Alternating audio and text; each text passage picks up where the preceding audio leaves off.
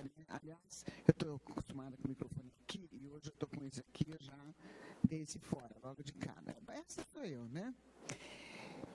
Eu vou receber hoje aqui no nosso programa para falar sobre códigos de crop circles, que são imagens gigantescas feitas nas plantações de trigo pelo Brasil por OVNIs.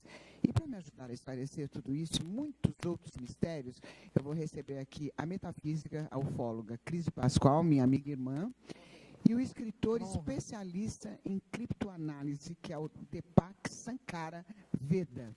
Boa tarde. Boa tarde. E obrigado pela sua presença.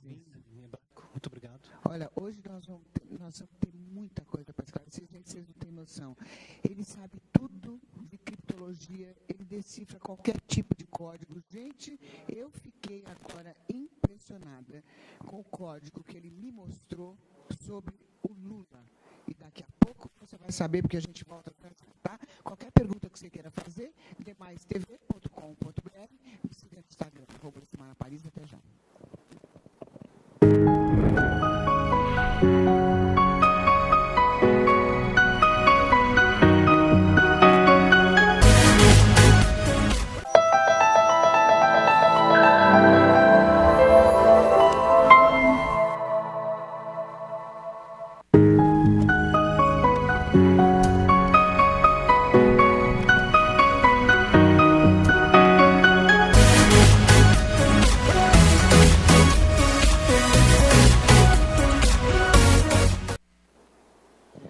Volta aqui com o nosso querido Deepak Sankara, falando sobre essas imagens gigantescas que aparecem. Eu não sei se é mais no Brasil ou mais em algum outro lugar, mas o que são esses círculos, Deepak, em plantações? O que quer dizer isso? Os crop circles, né? São figuras geométricas, né, ou enigmáticas, né, ou pictogramas que começaram a surgir nas plantações de milho e trigo na Inglaterra por volta dos anos 70. Né? E daí foram se tornando... Antes disso, não ou não se... Não, há já estudos que indicam que até no Egito, já, digamos, 5 mil anos atrás, haviam o surgimento de crop circles também. No Brasil aparece mais ou não? No Brasil começou recentemente, descobriram alguns círculos de implantações no sul.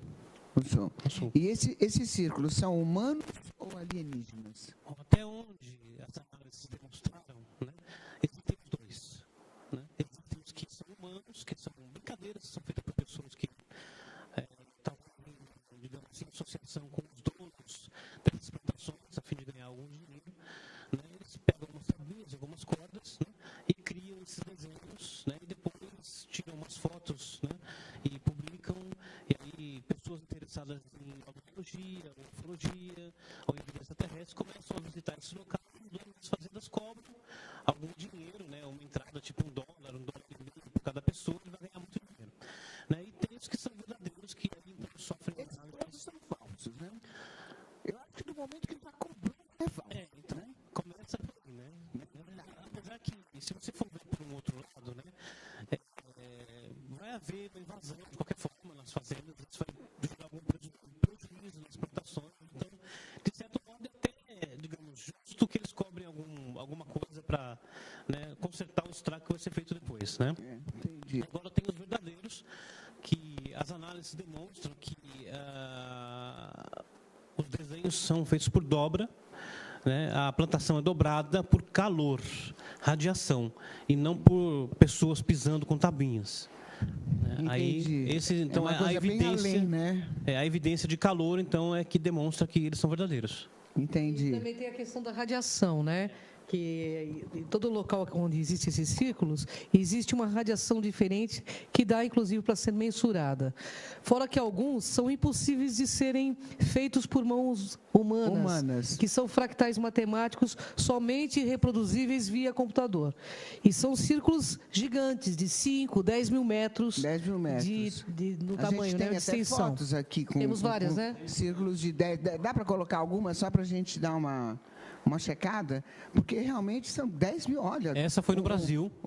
Tem 10 mil metros, gigantesca, né? dá para você ver ali, pelas pessoas que estão no círculo do centro ali, né? O tamanho que é isso. Então, para se fazer, por exemplo, E que cidade é essa, Deepak? Ai, que cidade, você lembra que cidade que é? Mas é Londres, não? Não, isso é no Rio Grande do Sul. É no Brasil, esse. Isso é no Brasil. Ah. Né? Então, para fazer algo desse tamanho, você levaria muitos e muitos dias. E qual é o E significado? como surge? Bom, aí, então, como é um criptograma, aí vai entrar a criptoanálise para analisar, né? Então, somente quem conhece, por exemplo, a língua hebraica, e aí a gente tem que falar por que isso está envolvido com a língua hebraica. Entendeu? Entendi. Porque a língua hebraica é o código por trás da criação do mundo. Né? Esse aqui é Brasil, é? Esse é Brasil. Você me falou tarde, viu, diretor? Uhum. Esse é Brasil. E aí, então, a gente faz a criptoanálise, né, para traduzir, digamos assim, né, esse criptograma, esse pictograma, né, para a nossa linguagem. Entendi. De qualquer forma, você acredita em alienígenas, né? Acredito, porque não só, né, porque eu já vi... Você já teve uma experiência? Eu já vi um objeto, já vi.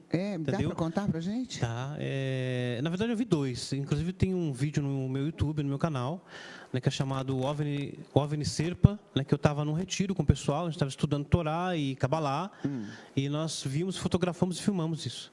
Né? E estava no pôr do sol, né, a cerca de 18 mil metros de altura. Era muito alto. E se movia muito rápido. Tinha muita luz? Tinha muita luz, e depois as fotos eu apliquei alguns filtros, né? E elas mostraram um objeto luminoso dentro do espectro. Né? Algumas pessoas aqui disseram, não, isso é rastro de condensação. Entendeu? Aí eu mesmo fui a fazer análise, né? E busquei, por exemplo, inclusive arquivos da MUFON, né? Que é a Mutual UFO Network, né? Que faz análise de vídeos nos Estados Unidos. Entendi. E no mundo, né?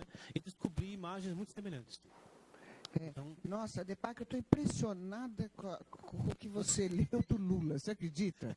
Eu estou impressionada como é que pode. Gente, vocês não têm noção, daqui a pouco ele vai falar, porque agora eu queria saber. Deepak, existem outros mundos habitados em outras galáxias? Como que rola isso? Bom, isso não é uma coisa de agora, não é uma coisa nova. Nós temos livros com 2000 anos de idade, tá, que já falam de vida alienígena com detalhes assombrosos. Nossa, livros com 2000 anos, Angela, nossa. Todos escritos em hebraico. Todos escritos em hebraico ou em aramaico. Por exemplo, nós temos o Talmud. O Talmud, né, os rabis discutiram e eles afirmam e dizem, existem só na nossa galáxia 18 mil mundos habitados. 18 mil mundos habitados só na nossa galáxia. E diz que Deus visita esses 18 mil mundos diariamente. Os rabinos disseram isso 2000 anos atrás. Erich von Däniken, autor de Carruagem dos Deuses, né? Chariot of Fire, ele deu a mesma estatística. Existem aproximadamente 18 mil mundos aqui na nossa galáxia que comportam vida alienígena. Das duas, uma, né? Ou ele leu o Talmud, né? Ou ele chegou isso, né, com pesquisas dele e equações matemáticas. Né? Inclusive, né, estudando no círculo dos cabalistas, nós chegamos à seguinte conclusão. Por que Deus visita estes mundos diariamente? É porque eles também têm espiritualidade. E eles requerem a presença divina. Ou então, por que Deus ia visitar esses mundos diariamente? E a gente não tem nem noção de como são esses seres dessas outras galáxias? Temos noção? Os rabinos disseram, vocês querem saber como os seres de outros mundos são? É só vocês olharem para os peixes no mar, para os animais no campo, vocês vão saber como esses seres são. Então a gente chega à conclusão... Tem mundos com felinos, tem mundos com aquáticos. O Talmud, né, um dos rabinos diz assim, olha, existem mundos que os seres sopram como vento e andam como fogo. Entendi. Isso 2000 anos atrás. Isso não é novo. É impressionante, né? Eu adoraria entrar no mundo dos felinos, Angela. Bom, você tem cara de felino, nossa, né? Ela está falando de lira. Lira, inclusive captado em transcomunicação instrumental, por Sônia Rinaldi, numa experiência que eu estive presente. Pedi para falar com os seres de lira e apareceram 2 seres com aparência felina. Uma hora a gente pode trazer para você postar no seu programa. Nossa, é impressionante. Impressionante. Né? Eles são lindos e maravilhosos. Eu não sei, sabe, Débora, eu tenho uma afinidade muito grande. Eu queria até saber o porquê que eu tenho uma afinidade tão grande com animais. É uma coisa assim, fora do comum. Sabe, eu ando na rua, às vezes estou indo com o meu carro para trabalhar, não tem um cachorro que eu não peça para Deus olhar, que eu não faça uma oração. É um desespero. Eu ainda preciso ir num psiquiatra. Não precisamos. Não. Esse sentimento é muito semelhante ao sentimento de nostalgia que nós temos quando olhamos para as estrelas. Todos nós temos esse sentimento de saudade, certo? E na nossa mente puxa, como eu posso ter saudade de um lugar que aparentemente eu nunca estive? Né? Então, 2000 anos atrás, né? Aliás, muito mais, 5.000 anos atrás, já tinha escritos e evidências, né? Onde se falam que as nossas almas são centelhas das estrelas, tá? Das constelações. Então, por exemplo, há almas que são de leão. Que é o caso do leão. Que é o caso do leão aqui. Né? Que é o caso dele. Eu tenho uma centelha de alma que vem da terceira estrela de leão, que é a Algieba, que é a HIP, no catálogo estelar 50583, que é o número dela. Então, eu tenho uma centelha de alma que eu recebi da constelação de Leão. Né? Isso aqui, por exemplo, é uma coisa que eu nunca falei para a Cris, mas a Cris sempre me chamou de Leão. É engraçado, porque sente, né? essa energia. Então, muitos de nós temos almas, né, que vêm das constelações. Se você tem constelações em forma de pássaro, você tem em forma de peixe, você tem constelações em forma de felinos. Então, isso quer dizer que essa neura que eu tenho... Pode ser que você tenha uma alma, um fragmento de alma que tenha vindo de uma constelação. Né? É interessante, né? E o que você me diz do mundo intraterreno? Que a Ângela adora falar sobre esse mundo. Eu gosto também.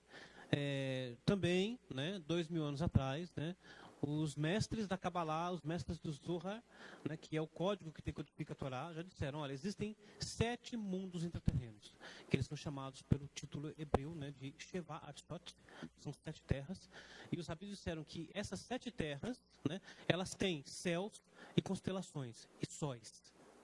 Tá? Então, essa ideia, né, essa imagem que nós temos da Terra, que foi proposto pela geologia e pela ciência, é completamente imprecisa.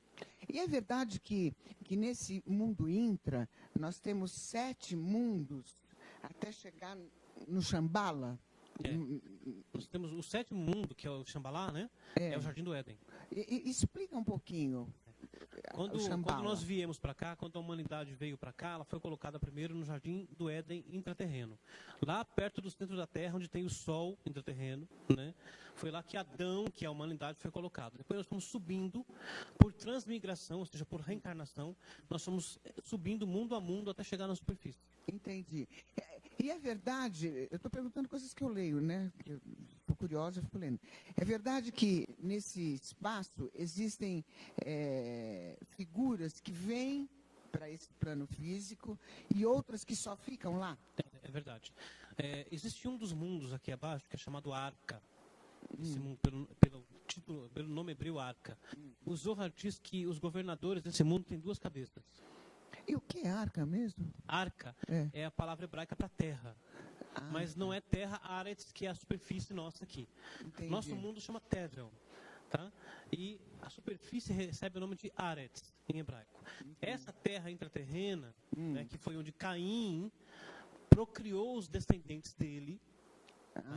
Foi intra. Um dos filhos de Caim, que é esse ser que tem 2 cabeças, né, que são chamados pelo título de Afrira e Kestimon, que são os 2 nomes deles. Entendi. E existem provas, né? Existem da evidências existência e provas, desses e tem mundos. os códigos que E provam código é que com aquilo, você, né?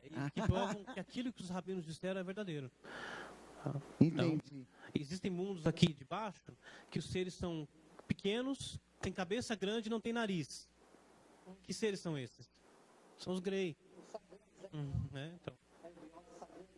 E o Jonas foi mesmo engolido por um peixe? Não era um peixe, era uma máquina da Atlântida. Como que era essa máquina? Essa máquina, de acordo com os mestres disseram 2000 anos atrás, né? Quando Jonas foi levado para dentro dela ele viu uma pedra enorme que brilhava e iluminava o peixe inteirinho, e através dos olhos do peixe, isso está escrito, não é invenção minha, tá? Ele viu todos os mistérios do fundo do mar. Nossa, que louco. Então ele entrou para dentro de uma máquina, né, que veio da Atlântida, porque a Atlântida existe e é uma cidade submarina, e existem outras histórias. Então, vamos Tá? falar um pouquinho sobre a Atlântida, que eu ia perguntar exatamente isso também, sobre a Atlântida. Tem que uma é tão história, por misteriosa. exemplo, além de Jonas, né, dessa história de Jonas, e essa pedra que Jonas viu era algum tipo de reator, né, que iluminava o barco inteiro, né, e iluminava também o fundo do mar, porque ele viu os mistérios do fundo do mar. Né. Existe uma outra história de um rabino chamado Nehorai. Esse rabino, ele não acreditava na Cabala. E ele via os mestres estudando a Cabalá, nos círculos, né, dos cabalistas, e ele não acreditava. Um dia ele foi fazer uma viagem e, por algum motivo milagroso, né, o barco afundou e todos morreram, menos ele. E por outro motivo ele foi levado para o fundo do mar, e lá ele encontrou uma cidade no fundo do mar, e seres diminutos. Nossa, que louco. Que louvavam o Criador na língua deles, que ele não entendeu. Dentro do mar. Dentro do mar. E depois ele foi devolvido por um outro milagre à superfície. Ou seja, ele foi levado por uma máquina. Entendi. Né? E essa máquina levou ele até a cidade e depois trouxe de volta. Depois que ele voltou, né, toda vez que eles estavam estudando os mistérios E da essa Torá... máquina? Pois é, né? É uma coisa semelhante ao Nautilus do Capitão Nemo, que foi da onde, inclusive, o Jules Verne tirou essas histórias, Viagem ao Centro da Terra, 20 mil léguas submarina, que eu li tudo quando era criança. Entendeu? Tudo tem um a viagem do homem né? à Lua, saiu tudo da literatura da Cabala. Entendi. Então, esse peixe, né, que tragou o Jonas, É. era uma coisa semelhante à máquina do Nautilus do Capitão Nemo. Né? E depois que o rabino voltou, com o Nehorai, toda vez que eles estavam estudando Torá no círculo dos cabalistas, eles choravam. E diziam para ele assim: por que você está chorando? Ele dizia assim: porque eu não acreditava nisso até que eu vi com os meus olhos. Desculpa, Depac, essa história tem a ver com o Triângulo das Bermudas? O Triângulo das Bermudas tem a ver com isso também, e com um monstro mítico falado no livro de Jó, que é o Leviatã. Fala um pouquinho Então, do o Leviatã é triângulo. que engole os navios, as embarcações, é o Leviatã. Tá? Que é, então, é como se fosse Engole aí. é como se fosse uma serpente. Na verdade, o Leviatã é um portal. É um portal. É um Então, portal. aí eu quero dizer isso, né, Angela? Aí eles partem para uma continuação de uma vida ou eles Ou são vão para outros destruídos? universos. Ou para mundos intraterrenos, É. como foi Jonas, como foi o Rabino Nehorai. E assim, nunca nenhum voltou para contar. Nenhum voltou para contar. Nenhuma pessoa voltou para contar, mas foi encontrado no deserto do México há pouco tempo 12 aviões da Segunda Guerra Mundial, e eles estavam exatamente igual àquela época da guerra, que foi 1940, 1946, até 45. Eles estavam impecáveis, Lu. Os aviões foram encontrados no Novo México, inclusive a sociedade científica não tem uma explicação lógica. Então eles devolveram os aviões, mas as pessoas continuam lá. Pegando carona nessa que você está falando, né? Acho que todos assistiram Contatos Imediatos do Terceiro Grau, do Steven Spielberg. Né? A montanha com os OVNIs e tudo. Pouca gente sabe que o Steven Spielberg ele se inspirou na literatura da Kabbalah, no Talmud e num verso do livro dos Salmos. Tem um verso no livro dos Salmos que diz que quando Deus desceu no Monte Sinai para entregar a Torá, porque a Torá é um instrumento extramundo, ela veio de fora desse mundo, né? Milhares de carruagens celestes desceram no monte junto com o sagrado. Entendi. E foi dali que o Steven Spielberg se inspirou para fazer a montanha, com os OVNIs descendo na montanha e tal. Entendi. Nossa, esse avião que nunca mais ninguém encontrou nada, que foi da Malásia, esse aí também pode ter embarcado numa dessas? Eles encontraram algumas partes dele recentemente, mas isso não quer dizer que ele tenha, por exemplo, sofrido um acidente ou ter caído ou coisa parecida. O mais misterioso disso tudo é que, por exemplo, se tivesse sido um atentado, por exemplo, de terrorismo, qualquer grupo terrorista teria assumido, mas ninguém assumiu a questão. E esses pedaços, será que são dele mesmo? Eu achei muito Até, estranho. segundo as análises, é possível que tenham sido do MH370. Porque foi uma coisa, assim, muito impressionante, né? Assim, o mundo inteiro procurando com equipamentos da mais alta tecnologia e nada, absolutamente Você já nada. ouviu falar de Pose? Eu já ouvi. Fala, Quer dizer, nós já falamos aqui sobre ele, isso. né? Então, por gematria, Fala um pouquinho sobre o homem mariposa para a galerinha entender. Tem umas histórias, né, que vêm dos anos 70, de diversas pessoas que tiveram contato com esse homem mariposa, né, e que ele teria informado a elas eventos que aconteceriam no futuro. E todos esses eventos aconteceram. Inclusive tem um filme com Richard Gere, né, que é chamado A Última Profecia, né, que mostra esses eventos, que é muito interessante. Né? Então, por análise de gematria, que é o cálculo do valor numérico das letras hebraicas, de um nome, de uma situação ou coisa parecida, né, a gematria desse MH370 é a mesma de o Homem-Mariposa. Entendi. Tem uma perguntinha aqui que está chegando, que o meu diretor está me mostrando, que diz assim: Deepak, eu gostaria de saber se essas marcas têm a ver com os Anunnaki. É um tipo de divindade, é isso mesmo, Deepak? Uhum. Na verdade, sim. Né? A mitologia que se sabe, que foi proposta pelo autor Zecharia Sitchin, né, que era também um judeu, um escritor judeu, né? Essa é a marca, né, galerinha? Nós não sabemos se essa especificamente tem a ver com Anunnakis, né? O que se sabe é que está ligado com Sekhmet, a deusa do sol, né? Como é que é? Inclusive, ali é o portal de Lira, né? Pelo que nós analisamos metafisicamente, aquela figura do felino. Essa não é do Brasil, é da Inglaterra. Essa que é na Inglaterra. Há 2 meses atrás, aliás, apareceu essa lá, muito comentada, inclusive, nos círculos ingleses, mas tem a ver com Sekhmet, e ali é o buraco branco de Lira, onde se encontram seres com essa configuração. E esse bichinho é um felino? É um felino. É um felino. É um felino. Vamos ver uma outra foto também? Essa não, essa daí é de Shibbolton, né, do ano 2001.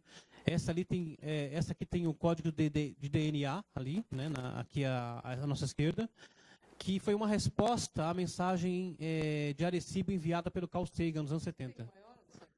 Não sei se trouxe maior que isso. Não tem maior? Né? Olha essa aí, que espetáculo. Essa apareceu numa localidade vizinha a Shibbolton também, algumas semanas depois daquele evento ali. DNA. E essa tem uma mensagem interessantíssima. E qual é a mensagem? Porque Bom, aquilo tudo é um cripto, tudo aquilo, não? É tudo criptologia. Olha, que louco. É tudo pictogramas. Aconteceu o seguinte, ocorreu a uma pessoa que eu não lembro o nome agora, que esse prato, na verdade, era um CD. Um disco. Entendi. E que esses pontinhos eram, na verdade, a linguagem binária. Ele pegou, contou os espaçamentos todos e traduziu isso para o binário e descobriu uma mensagem aí dentro. Entendi. E a foto? A foto? A foto é de um ser, né, extraterrestre. E, de fato, a mensagem, inclusive eu tenho aqui, está escrito no livro ali, né, que a gente pode ler. A maioria dos seres que a gente vê, extraterrestres, tem mais ou menos essa fisionomia, Sim. né? Uhum. E aqueles bonitos, loiro, alto, de 2 metros, de onde eles são? Eu acho que isso aí, na verdade, é a imaginação do pessoal. Será? A Ângela diz que não, Ângela. Essa é a minha opinião, né? É a minha opinião, mas a minha opinião pode não estar certa. Hein, Ângela? Onde eles estão? Os altos... Então, dizem que o povo das Pleiades tem uma configuração de loiro alto, de 2 metros, 2,5 metros de altura, né? Não, eu tô perguntando isso, Ângela, porque na ocasião do Papa, do João Os 23... Anunnakis também dizem que tem uma configuração quando bonita, ele encontrou um ser lá no Vaticano, esse ser bonito, era loiro, né? alto. E alto, né? Então, tanto pode ser pessoal das Pleiades, como o pessoal de Sírios também, Sírios A, que são seres muito bonitos, e também intraterrenos. Existem intraterrenos que são loiros, lindos, maravilhosos, né? Entendi. Agora, eu gostaria de pedir um código do leão, que você não falou lá, da Sekhmet. Tem aí o código, não? Do leão? É isso. bom que aí ele Falando explica. nas Pleiades, né, é muito interessante porque existem 4 constelações que estão mencionadas na Bíblia, na Torá e nos escritos, né? Que é as Pleiades, Órion e a Ursa Maior. E tem muitos segredos aí. Entendi, Né? já Bom, lá. o que eu descobri aqui foi o seguinte, né? Eu fui ler sobre esse... Né, ele surgiu no dia 23 de julho, né, num campo na Inglaterra, né? E eu fui me informar, né, para ver se tinha alguma coisa sobre isso. O que eu descobri, né, alguém escreveu que isso estaria anunciando a abertura de um portal né, de Sekhmet no dia 8 de agosto. Tá? Bom, é muito interessante porque, né, no dia 8 de agosto, vai cair no calendário hebreu no 5º dia do 5º mês, que é o mês de Leão. Tá? Bom, olha que interessante. Então, o seu, né? que está anunciando a abertura de um portal, né, no 5º dia do mês de Leão. E é muito interessante porque nesse dia nós temos uma janela espiritual aberta pela alma de um grande tzadik, de um grande mestre da Kabbalah do passado, que ele era chamado de o Leão Sagrado. Tá? E ele faz aniversário de ocultamento neste dia. E esse rabino, ele nasceu no Egito, da onde, né, vem a deusa Sekhmet.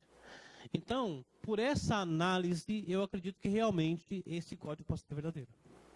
Entendeu? Mas, Deepak, eu continuo, galera do bem, eu continuo impressionada com o código que ele decifrou sobre o Lula. Não, vocês vão saber daqui a pouquinho. Gente, eu não me conformo. Vamos para o intervalo, a gente já volta. Fala sério.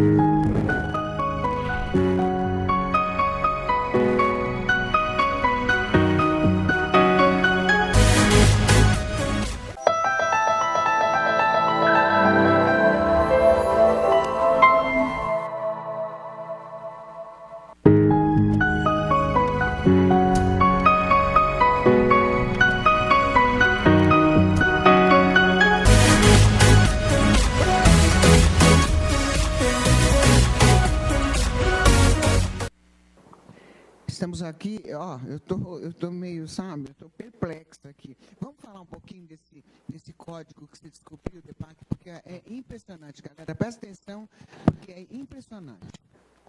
Então, vamos voltar naquela imagem do prato, né?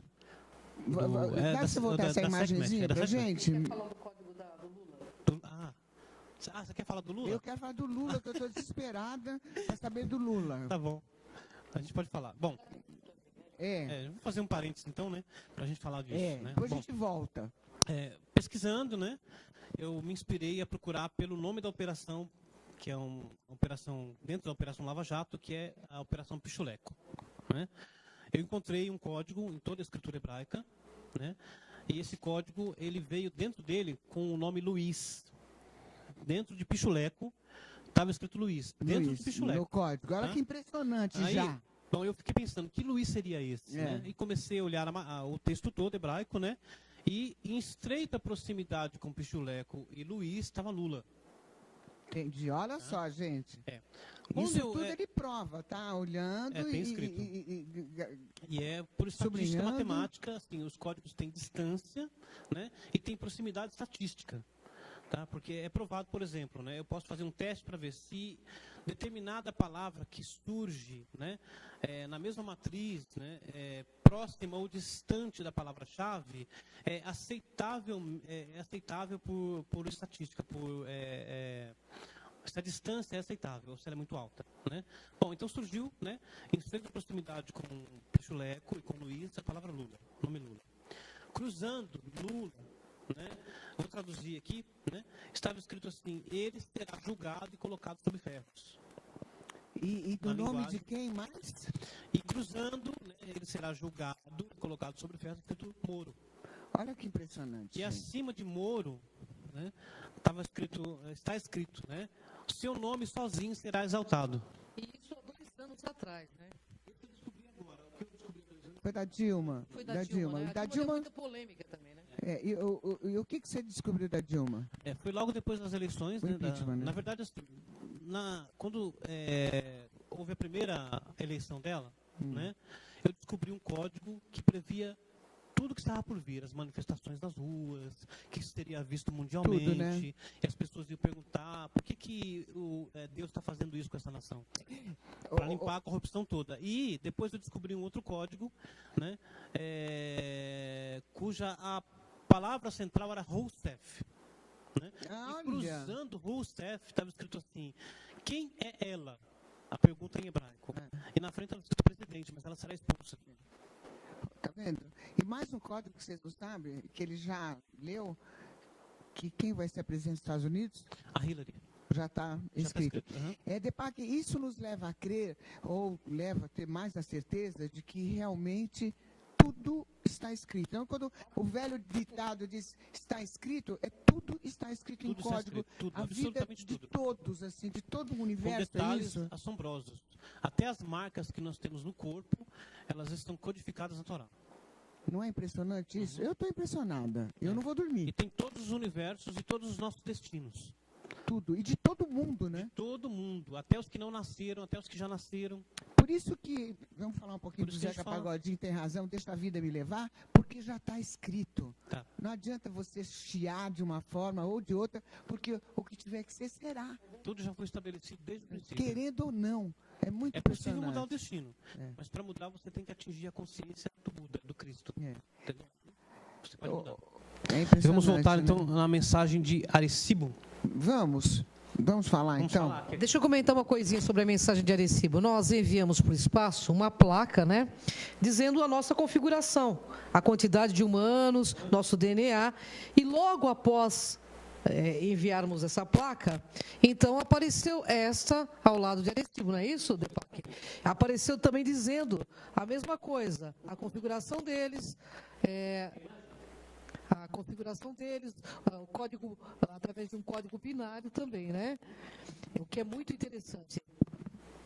Esse é um vídeo, Esse qual é uma reportagem, um documentário que foi feito sobre a mensagem de Arecibo, sobre o programa de futebol. E é E a gigantesco. carinha do ET, né?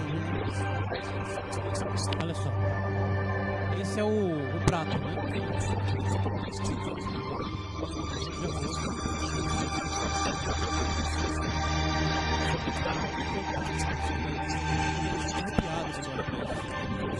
Porque esses pontos tinham uma distância exata e perfeita.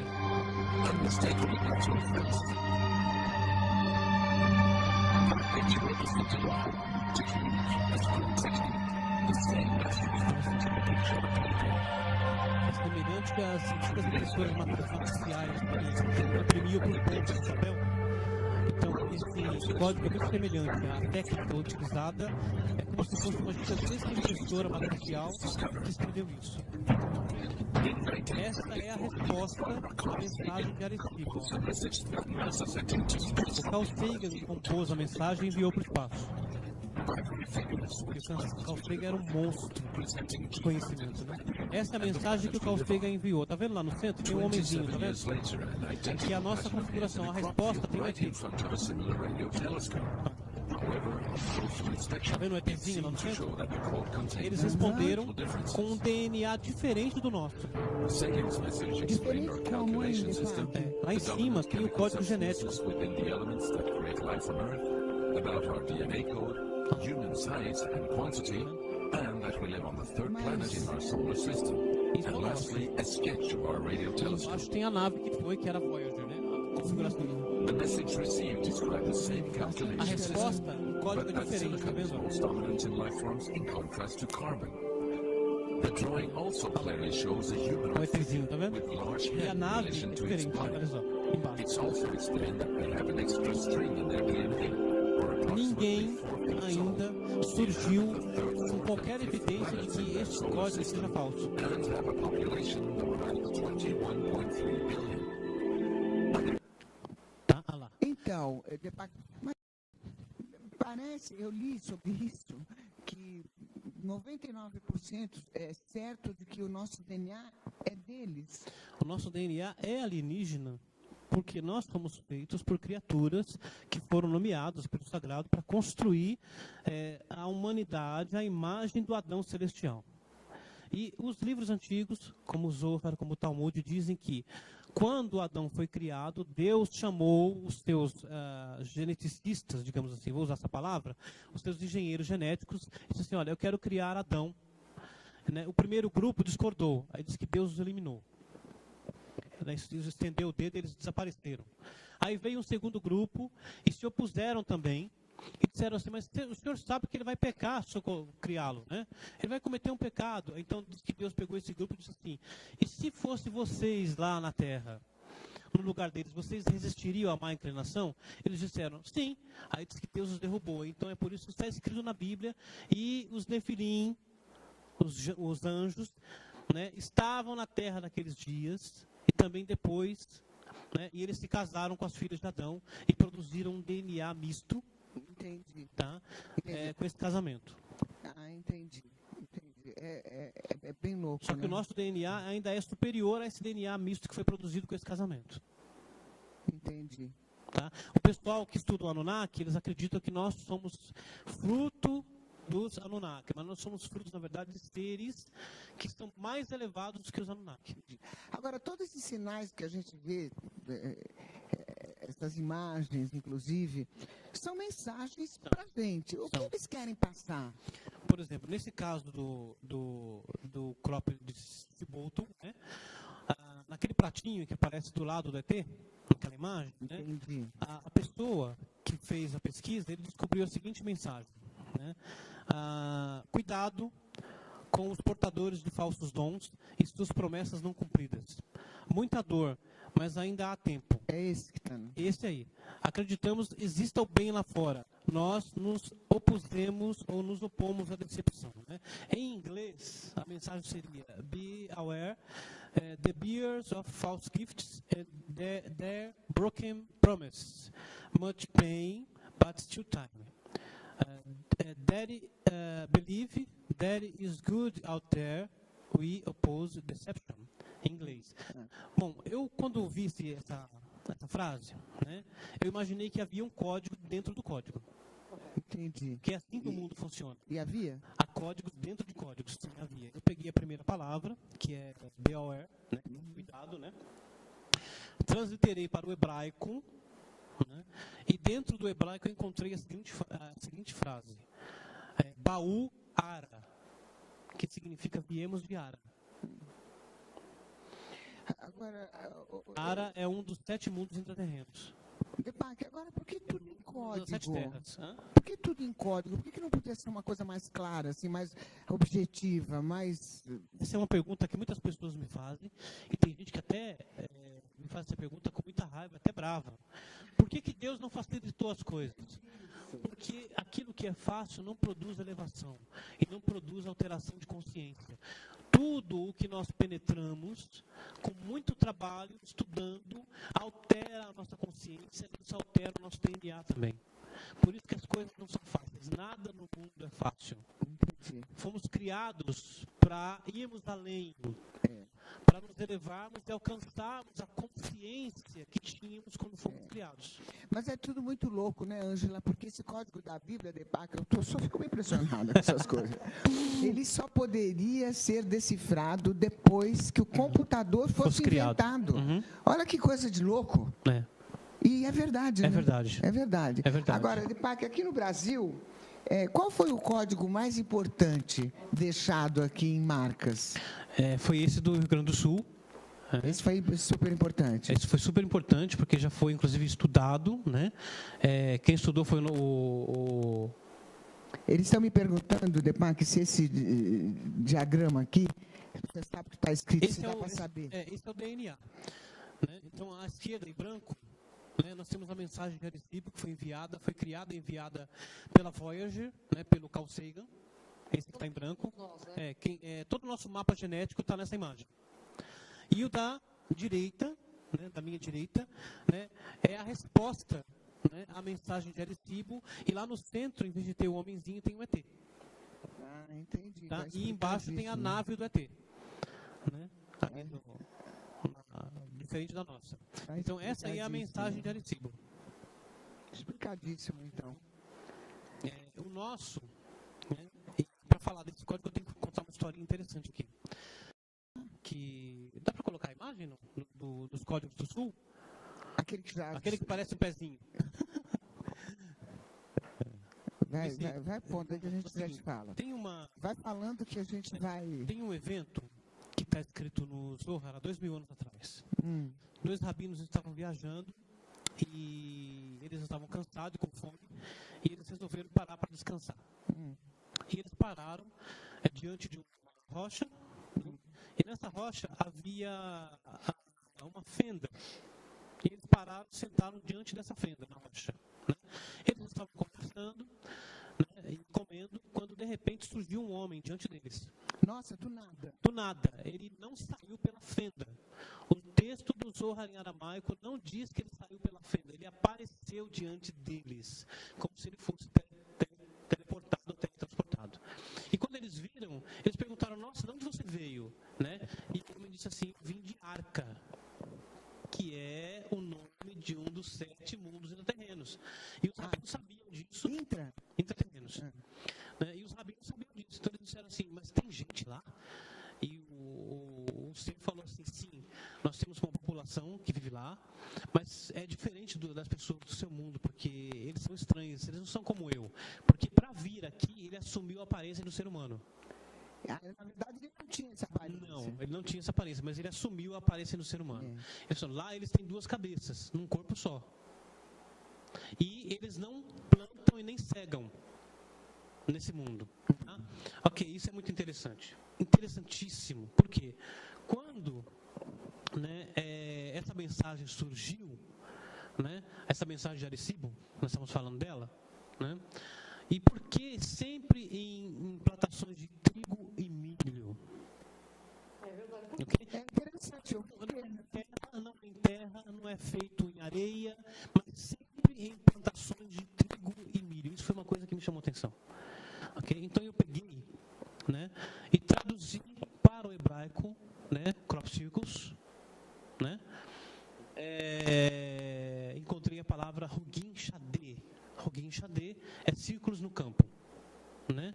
E dentro de Hugin Shadeh eu descobri uma mensagem, traduzida por Gematria, né? O valor numérico do cálculo das letras hebraicas que formam Hugin Shadeh deu 376. E 376 era o mesmo valor em hebraico de Ezor Rodá Besod, que significa zona de mensagem secreta. Olha que interessante. Dentro disso, né? E a palavra Hugin, através de zona de mensagem secreta. Ezor Rodá Besod, em hebraico. E dentro da palavra Hugin, através da aplicação da criptofologia, né, e da permutação das letras, eu descobri a palavra Sefarim. Sefarim é livros em hebraico. O que são os círculos? São livros. São mensagens como se fossem livros. Agora nós podemos ir então no pezinho. Cadê o pezinho? Cadê o pezinho? Cadê o pezinho? Fofo. Né? Não é essa? Não é essa, vai passando. É o nosso crop circle aqui do Brasil. Vai passando. Enquanto isso, Deepak, tem alguém me perguntando, um internauta, qual a decodificação mais importante? Mais impressionante, eu diria. Nossa, é tão difícil falar sobre isso, porque tem tantas, né? Inclusive as nossas próprias, né? Tem uma outra que diz assim: esse tipo de mensagem, o que quer dizer?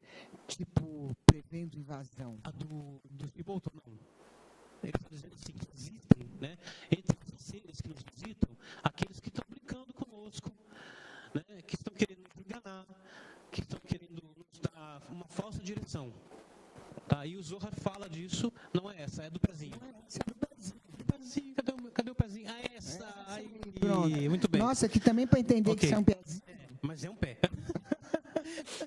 Bom, vamos contar comigo aqui. Quantos círculos tem ali dos círculos que são menores?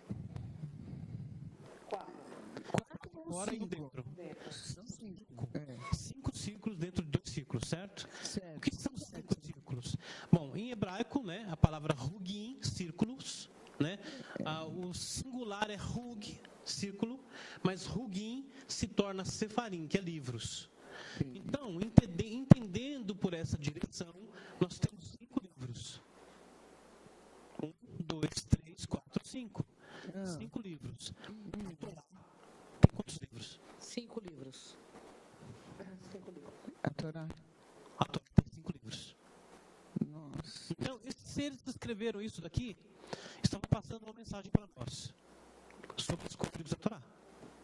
Eles queriam que a gente soubesse. Eles querem que eles saibam que, por exemplo, esse ser que eu estava falando, que conversou com os rabinos, no final da conversa ele disse assim: eu vim aqui para aprender com vocês. Então, eles estudaram. Tudo é humilde. Esses alienígenas intraterrenos e extraterrenos já estudaram Torá com os rabinos. Depac, você vai ter que voltar muitas vezes, que nós temos muito o que falar. Infelizmente, nós estamos chegando no final, né, Angela? Meu Deus do céu. Peraí, deixa eu falar dos livros. Olha, os arquivos, a verdade está aqui. O arquivo X. Do Depac.